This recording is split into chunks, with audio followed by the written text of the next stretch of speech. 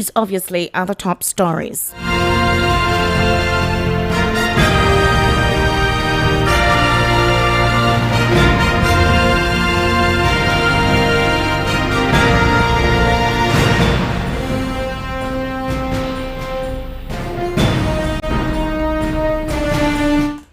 President Bola Ahmed Tinubu swears in Amokwiton as new INEC chairman. Now, Senate pushes INEC to defend election results in ongoing electoral reforms. Police explains why Omoyele Sowore was arrested. Court summons Wike, Buratai, T.Y. Danjuma, Uzodinma, others as witnesses to appear in court immediately. In a very recent development as well, anti-graft EFCC confirms recovery of 566 billion naira, $411 million, and 1,502 properties in 2 years. Also, Labour Party crisis deepens as Aburi faction threatens legal action. Kwankwaso announces plan to work with Jonathan Peter Obi, others ahead of 2027 as pressure encompasses opposition parties. Details now. Thank you for staying with us. President Bola Ahmed Tinubu has sworn in Professor Joash Amokwiton as the new chairman of the Independent National Electoral Commission (INEC). Amokwiton's swearing in by Tinubu comes a week after the Senate confirmed his appointment as INEC chairman following a rigorous screening session on October 16. While Amokwiton took the oath of office at 1:50 p.m. at the council chamber of the presidential villa, Abuja, Tinubu charged Amokwiton to protect the integrity of Nigeria's elections and electoral process, as well as strengthen the institutional capacity of the electoral umpire. President Tinubu also urged Amokwiton to maintain public trust in elections and ensure that the electoral process is credible. He also disclosed that commitment to principles that underpins democracy in a complex, multifaceted society must be adhered to with all due process. Also talking about consistently improving the electoral process, addressing the challenges of yesterday, and innovating for today and tomorrow. In order to maintain public trust in elections, electoral integrity must be protected. All aspects of the process, from registration to campaigning, immediate access, voting and counting, should be transparent, non-violent and credible. According to the president to Amokwiton, no electoral system is flawless, but elections are vital to a nation's future, and it is essential to continually strengthen electoral institutions, ensuring they are robust, resilient and safeguarded against official setbacks. Now, the Senate on Wednesday called for the transfer of the burden of proof in election petitions from aggrieved candidates to the Independent National Electoral Commission, the body that conducts and supervises elections. The proposal formed a key part of deliberations as lawmakers debated the general principles of a bill seeking to repeal the 2022 Electoral Act, enact a new Electoral Act for 2025. The move is being argued that would make the electoral process more credible, transparent and accountable. But the Senate's fresh proposal sharply divided opposition parties, with the People's Democratic Party warning that the move could undermine democracy. The proposal, which formed part of deliberations of the new Electoral Act 2025 bill debated on Wednesday, seeks to make the electoral umpire, as organizer and regulator of elections, primarily responsible for defending the integrity of polls it conducts. Lawmakers backing the proposal include Senate President Godswill Akpabio. Seriaka Dixon argued that INEC should bear the burden of proving that elections were free, fair and credible, describing it as a long overdue reform to strengthen democracy ahead of the 2027 polls. Also, under the current law, petitioners who challenge election results bear the burden of proving irregularities in line with the Evidence Act, which provides that he who asserts must prove. However, several senators, including the Senate President, insisted that INEC, as the organizer and regulator of elections, should be held responsible for defending the integrity of the polls it conducts. Leading the debate, Senator Seriaka Dixon, representing Bayelsa West, argued that the reform was long overdue if Nigeria must strengthen its democracy.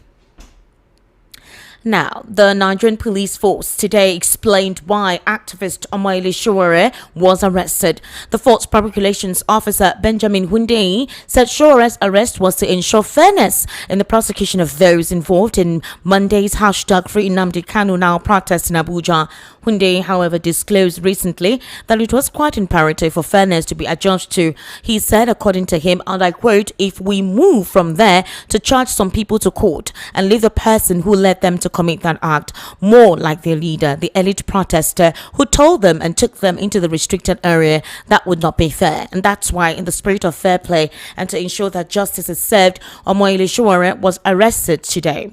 He assured that Sowore will not be detained beyond the legally stipulated period, adding that he would be arraigned. Like the others, he wouldn't spend time with us. He wouldn't spend up to 24 hours with us.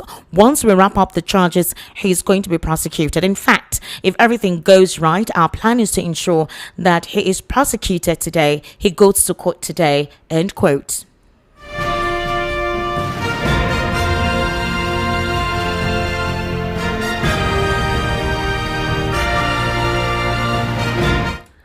In the same vein, Justice James Omotosho of the Federal High Court has disclosed that the witness summons requested by Nnamdi Kanu to be issued against the Minister of the Federal Capital Territory, Wike, and 22 others to give evidence in his terrorism trial have been signed and are ready for dispatch to the listed witnesses. Others whose summons have been signed and ready for delivery are the Imo State Governor, Hope Uzodinma, the Lagos State Governor, Babajide Sanwo-olu, and two former chiefs of Army Staff, General T.Y. Danjuma and Tuku Buratai. They are part of notable Nigerians listed by Kanu to be compelled by the judge to appear in court to give evidence in the terrorism charges slammed against him by the federal government since 2015.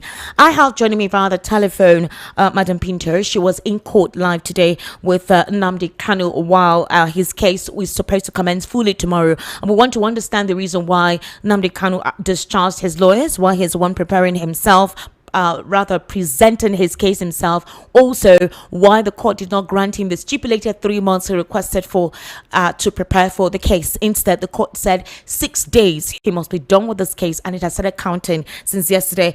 Lolo Chimezie, good evening. Thank you for joining us today on the World News. How are you, ma?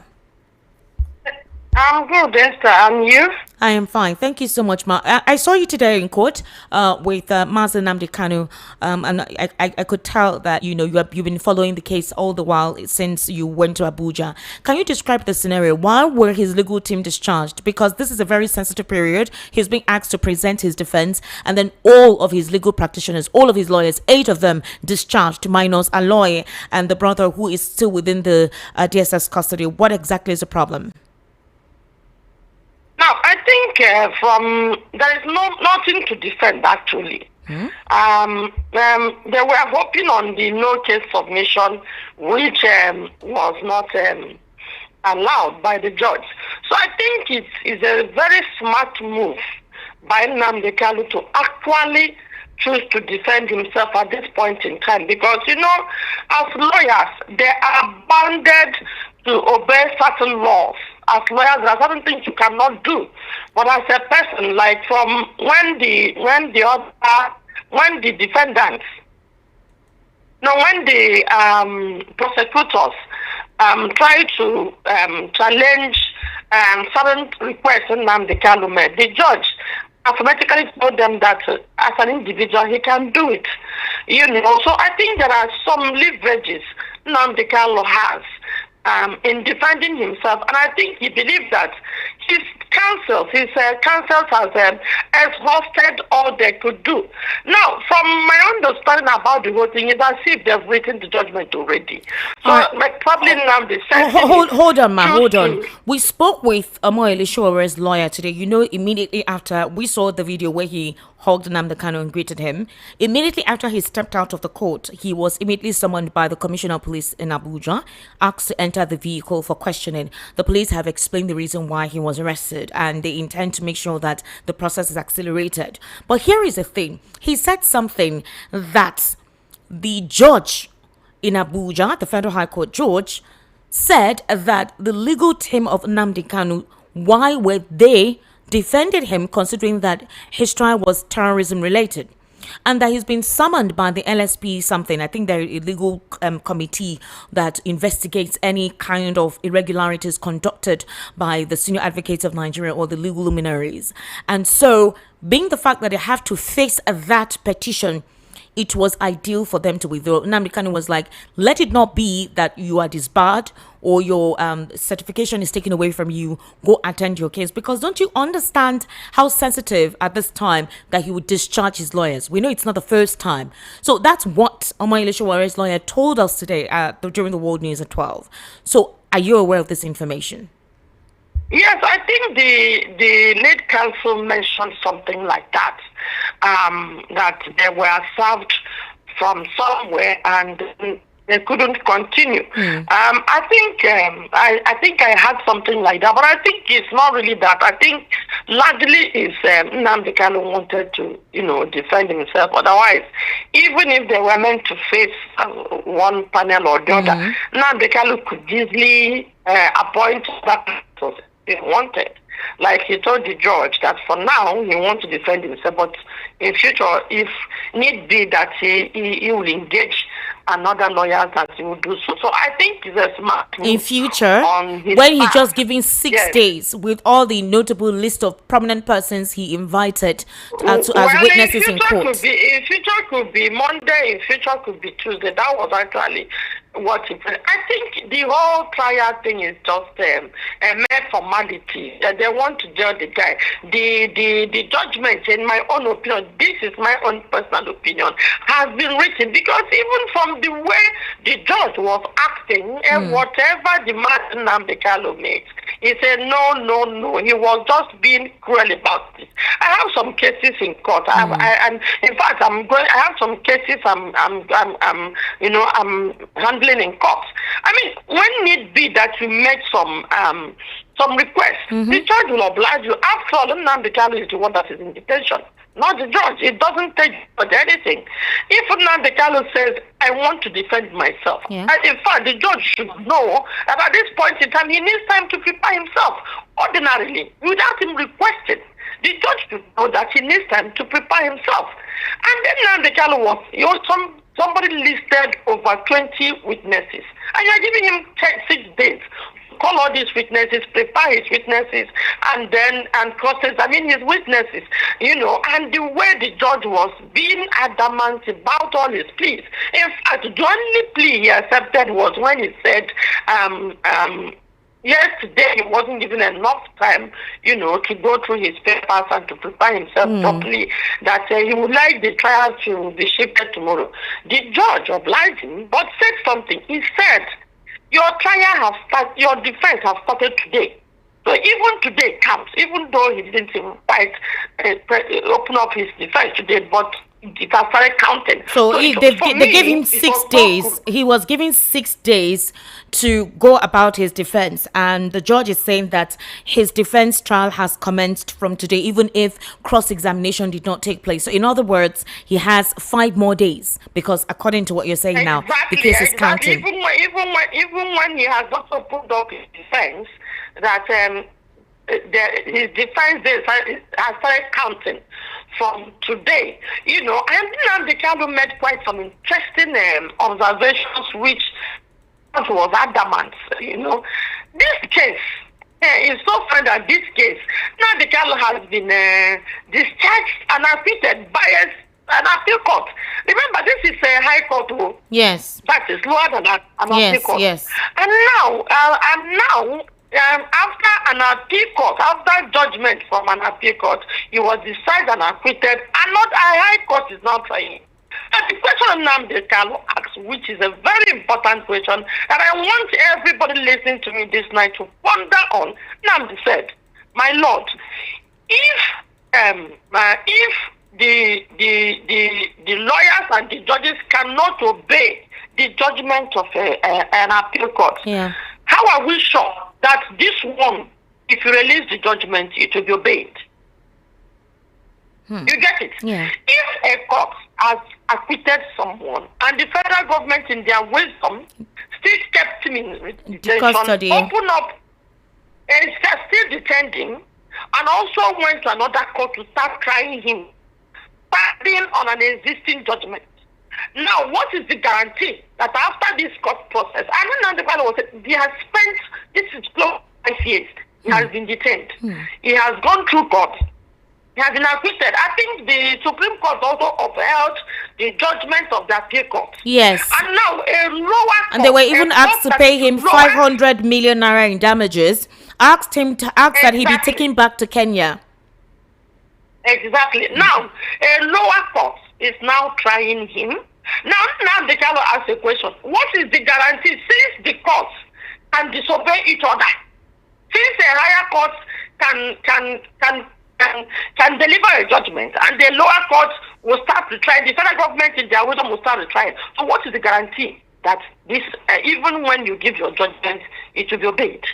And the judge cannot answer. This was today in court. This was the question he asked Justice Omotosho today in court. Yes, this was the question he put on him because he was saying that this case shouldn't be, this trial shouldn't be ongoing. This is an abuse of court. This is an abuse of court processes. That the higher court has decided and acquitted him. And the judge is still sitting on the matter that the judge has no jurisdiction, that this court has no jurisdiction to entertain this case. All right. And the judge was just being adamant and arrogant, in my own opinion. You mean with his response? Do you think he made three submissions why this court has no jurisdiction to try him? Right. And the whole thing, I can't remember the rest of the two. Right. Made sense. Now, from the reaction of the judge said adamantly, I have ruled.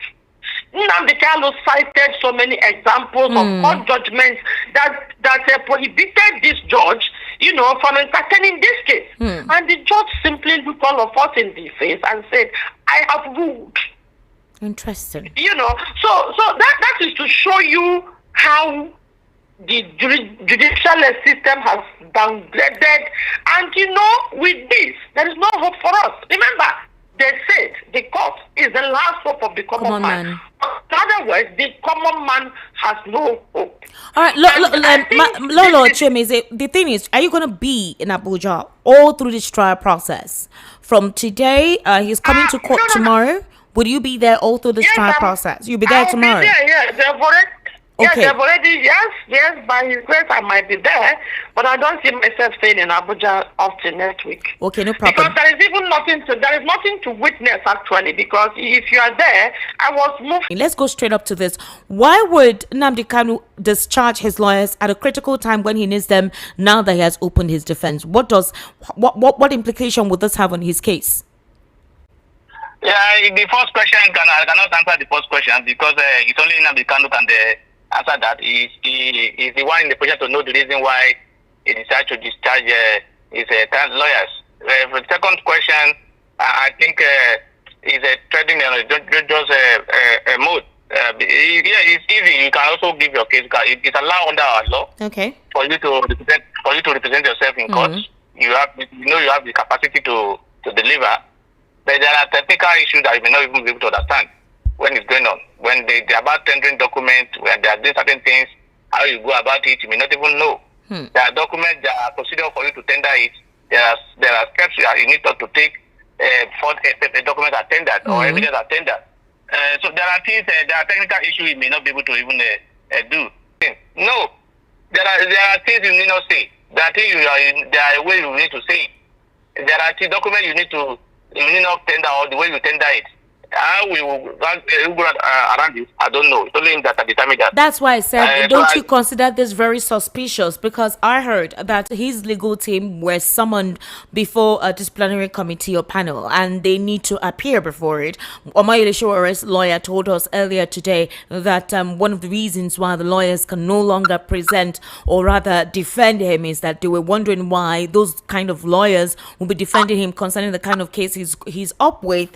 And Nnamdi Kanu was like, okay, let it not be that because of me or at this very critical time your certification is withdrawn or you're disbarred. After all, you're take time to say, look, get a lawyer. How can they if that is the position, if that happens, Nnamdi Kanu that I know, he's not afraid, he will say it in the court.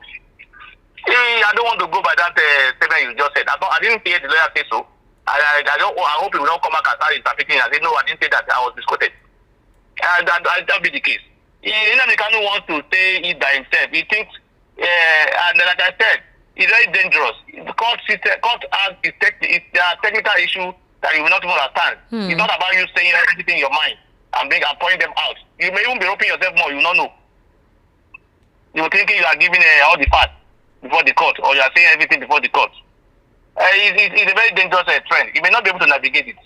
He will be in best position to know why he's doing what he wants to do. Because it's a very, I will not agree that they were threatening. That was how they would. If they were threatening a whole SAN. If you talk about one of the most the headers in the party, in fact, he does the most the senior SAN. You have them who will not threaten him. That says, oh, don't defend Nnamdi Kanu because it's facing this kind of a trial. The caliber of lawyer he has, they cannot be threatened. Even if they threaten them, some of them will openly say it, that have been threatened. No, I don't believe that, and I don't go with that, and we should not be going with that. It's a trend that we should look at it critically. It cannot be possible. Nnamdi Kanu probably wants to do it by himself. Probably he has a reason. Probably there are issues between them and his lawyer, or probably the lawyers. All 8 of them. Issues with all 8 of them. All of them. All of what? I said there are issues with all of them at a very critical time like this. In a case, sometimes when you see our 10, 50 lawyers in a case, it's all of them that are engaged. It's only 1 or 2 people that will be engaged. It is him that will not bring those people together. Say, come and work with me. If you don't know, it's not that person that will not gather everybody and say, oh yeah, you come and send me. He will pick 1 or 2 people, and those 2 or people will now form a team that work together with them. Okay. That is the way it goes. So I mean, once the lead person says I'm no longer doing, what is your business in it again? When you are not engaged, how do you continue? Now, let me ask you this, Barrister Tunji, with your years of experience in this. The court has eventually summoned all the witnesses that Nnamdi Kanu called out yesterday to appear in court. They've given him a period of 6 days. He needs to be done with his defense in 6 days. He asked for 3 months to prepare. They said no. He asked, that is specifically 90 days, and the court said no. And the court also said that his defense has started counting from yesterday. So, in other words, tomorrow, officially, he's to start off the proceeding. Now, all the persons that were mentioned, they have been served today. All the letters be given to them. Do you think they will appear in court? Because we're talking about the Lagos State Governor, the FCT Minister, former Chief of Army Staff, former DG of DSS, former NIA DG as well, and Okeze Iwazu. These are persons that you would consider to be elite politicians. So do you think they'll present themselves? And this is supposed to be done in 6 days. If they do not come, then what happens to the case? And then if they claim not to have gotten these notifications before the 6 days expires, then what happens?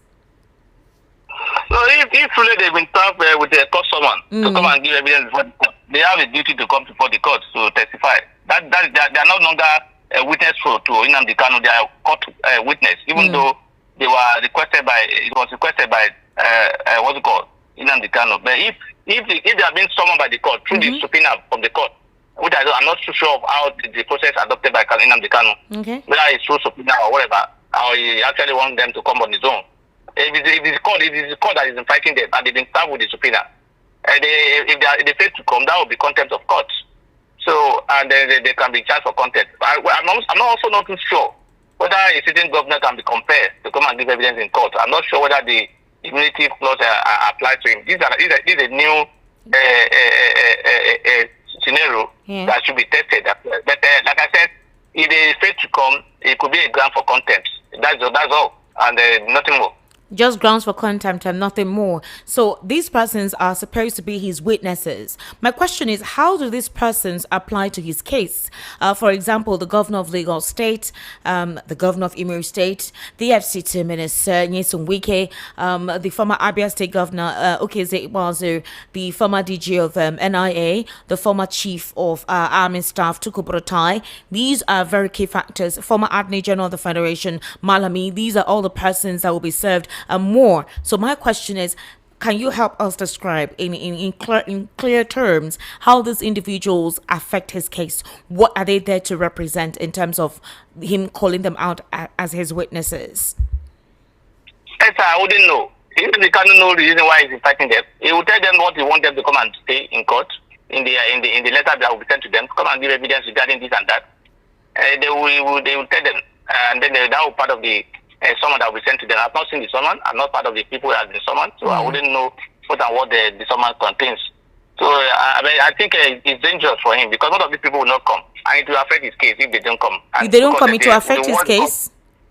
Of course, there's no witness. He can bring the other people apart from that. So it's not for the court to force them to come. If they force to come, I told you, it's a contempt. That is the best the court can do against them. And so if they do not come, then what happens? The judge will just give the conviction they want to give when these witnesses he called out did not come, especially if he has credible reasons for wanting them to appear in court. Maybe there are questions that they need to respond to concerning his case. No, as a defendant. Yeah. Generally in a proceeding, especially criminal proceeding. Okay. The burden of establishing the case is on the prosecutor. Yeah. It is not for Nnamdi can tell not to call any witness if he believes that the evidence of the prosecutor is not enough to convict him. If the evidence has been given by the prosecutor is enough to convict him, and he's not bringing evidence that will nullify or that contradict what the prosecutor have said, if he's trending it, it will be dangerous for him. And if he's calling all these people and they are not, in fact, how sure he is in to even say that these people will come and give evidence in his favor? Because whatever they will be saying, they likely even be against him. And they are being called at his instance. So, although technically the court is inviting them to come and give evidence on behalf of the court to clarify issues. So, I don't know whether that's so Barrister Tunji, if these people fail to appear, contempt of court, and the court is free, Justice James Omotosho is free to give whatever judgment he wants to give, is that what it is? Of course, based on the evidence before the court. Based on the evidence before the court. From those people, he must have other people who will come to give evidence. Yes, there are other names as well, and those names too are also very important persons. What if they decide not to appear? Especially former... It depends on the evidence they are coming to give. I don't know what they are said they are coming to say. Because the court, he must have told them that, look, this is what I want this man to come and say. This is what I want that man to come and say. They look at it and see whether or not they actually have anything to do with the case or not. If they don't have, it will not affect. It will affect him more if he didn't bring evidence. Okay, so let me ask you this: what would you constitute as someone who committed treason? What are the evidences that details that somebody committed treason? Can you help explain from the legal perspective, from the Constitution?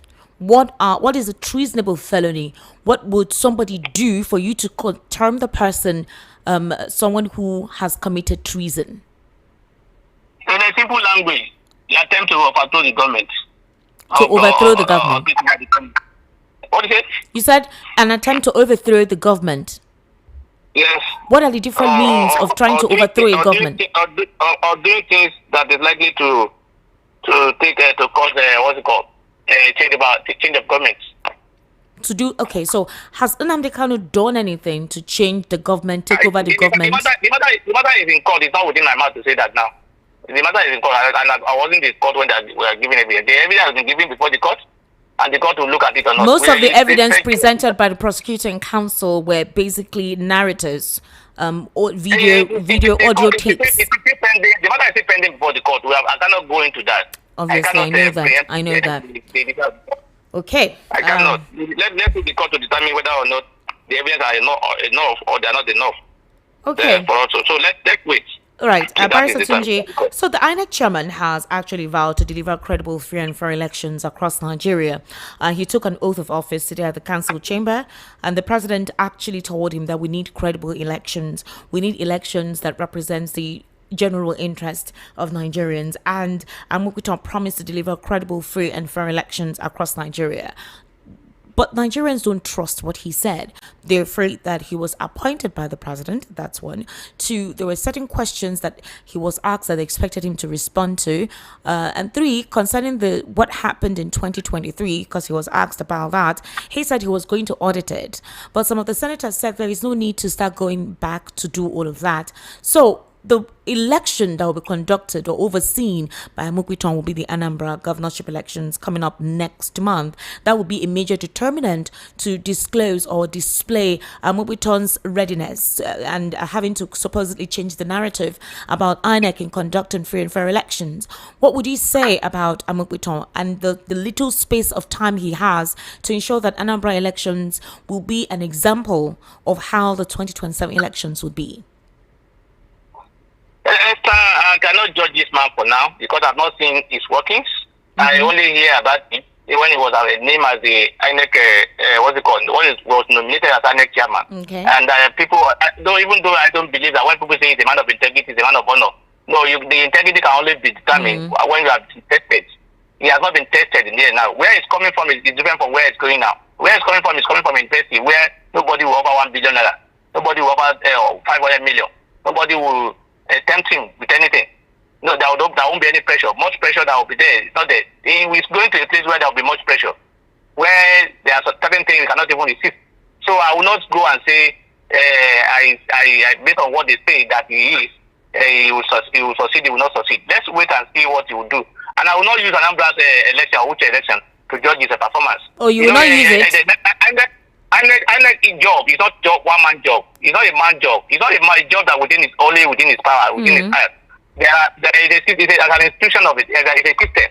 And so if the police are there, are part of the system, the other members of the commission, the member of the commission are there.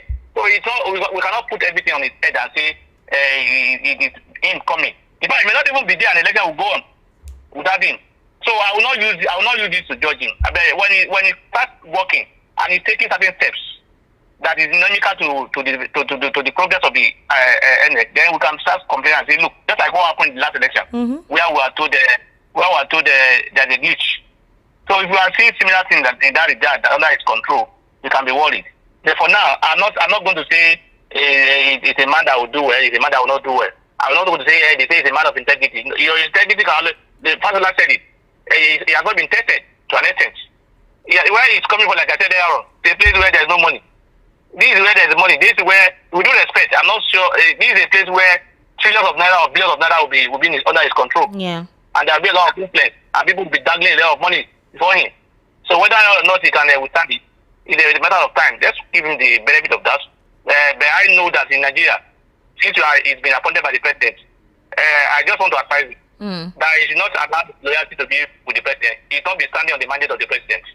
He should be standing on the mandate of Nigeria. As long as he's standing on the mandate of the president, he will not do well. So he should see himself as working for Nigerians and not working for the president. Only appointed him because the law says so. That position is not for the president. He's not the owner of the position. Okay. It is law that gives the power. The law only gives the power to the president to appoint. That does not mean the president owns the seat. So it's not seat as the president gave it to me. No, he didn't give it to him. The law says so that the president must be the one to nominate. So in Nigeria, what we'll see is that once you are nominated by the president or the governor, your loyalty is to that person. So I just hope you will not be acting in that regard and thinking I am for the president, not for Nigerians. He must see himself as working for Nigerians and not working for those who gave him the appointment. Pastor Tunji Abdulhamid, thank you so much for giving us your insight into some of the stories. We sincerely do appreciate you. Thank you for having me. My pleasure. Thank you.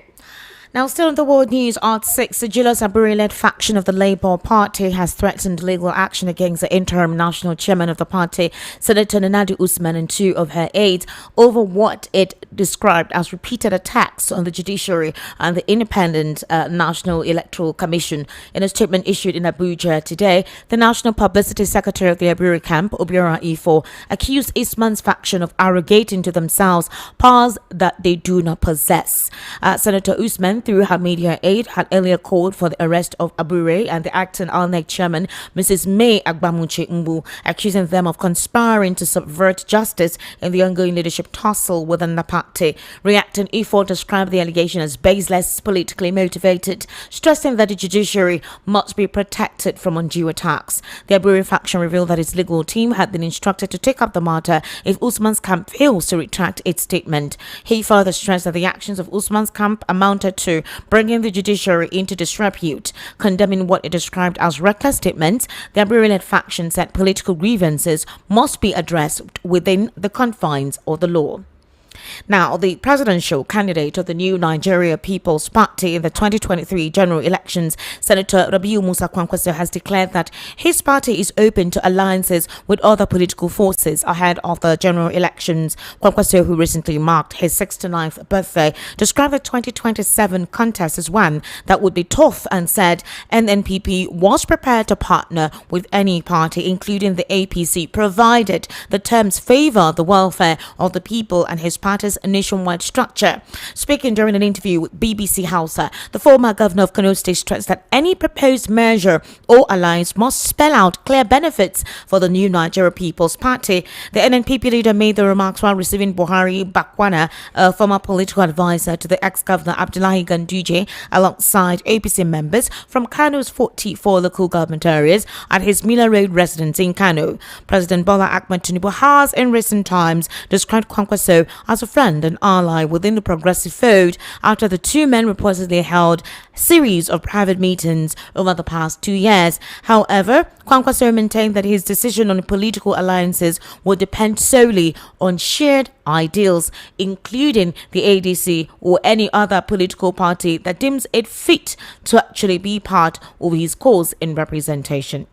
Now, the executive chairman of the Economic and Financial Crimes Commission, EFCC, Mr. Olukoyede, has disclosed that under his leadership, the commission has made progress in the fight against financial crimes in the last 2 years by recovering over 566 billion naira alongside other currencies and assets. He made the disclosure in Abuja today, October 23, 2025, while addressing journalists at the corporate headquarters of the commission as part of activities marking his second anniversary in office. Olukoyede, who was appointed on October 18, 2023 and confirmed by the Senate the following day, said the period witnessed significant reforms and record-breaking achievements across all operational fronts of the Commission. The EFCC boss, who spoke through the Director of Public Affairs of the Commission, Commander of the EFCC, Wilson Ujaran, said between October 2023 and September 2025, the Commission received over 19,000 petitions, conducted 29,240 investigations, filed 10,525 cases in court, and secured 7,503 convictions. The boss described the recoveries as tangible evidence of the Commission's renewed drive to trace, confiscate, and return illicit assets to the Nigerian state and victims of fraud. You're currently listening to the World News at 6 right here on Voice of the People, 90.3 FM. We'll take a very short break. When we return, we'll actually go into foreign stories before we wrap up. Do kindly stay with us.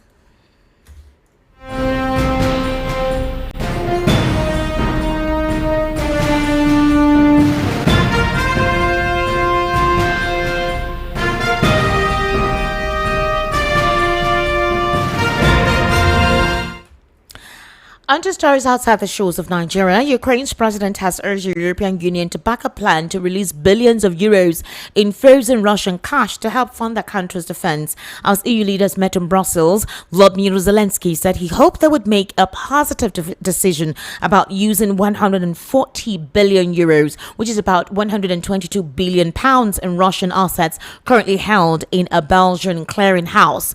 The controversial move would be on top of sanctions the bloc has imposed on Russia, the latest being today targeting the Kremlin's oil revenues. They followed U.S. measures against Russia's oil industry earlier, the first time President Donald Trump has sanctioned Moscow as he grows frustrated over President Vladimir Putin's refusal to end the war. On Wednesday evening, the U.S. president confirmed that a planned meeting with Putin in Budapest had been shelved indefinitely. The U.S. sanctions targeted Russia's oil giants Rosneft and Lukoil. In response, Putin said the unfriendly U.S. measures will have certain consequences, but they will not significantly affect Russia's economic well-being. Oil is one of Russia's biggest exports. Ukraine wants to use long-range missiles to target Russian oil and energy plants. Zelensky had hoped to secure Tomahawk cruise missiles from the U.S., but last week Trump refused a request because weapons are highly complex and take a year of intense training to use. Putin warned the U.S. of a very strong response if Washington allowed Ukraine to attack Russia with Tomahawks. He said strikes deep into Russia would be seen as an escalation. Now, today, European ministers held talks about how billions of euros worth of frozen Russian cash will be made available to Ukraine as a so-called reparation loan. Zelensky, who's attending the summit in Brussels, disclosed that he hopes it will make a political decision, a positive one for that matter, or in any other way to help Ukraine with funds. Russia brought the war to our land and they have to pay for this war, end quote. And that's a wrap on the world news at 6. My name is Esther Wachuku. Good evening. Thank you for staying with us. Up next is the Evening Rush at 7.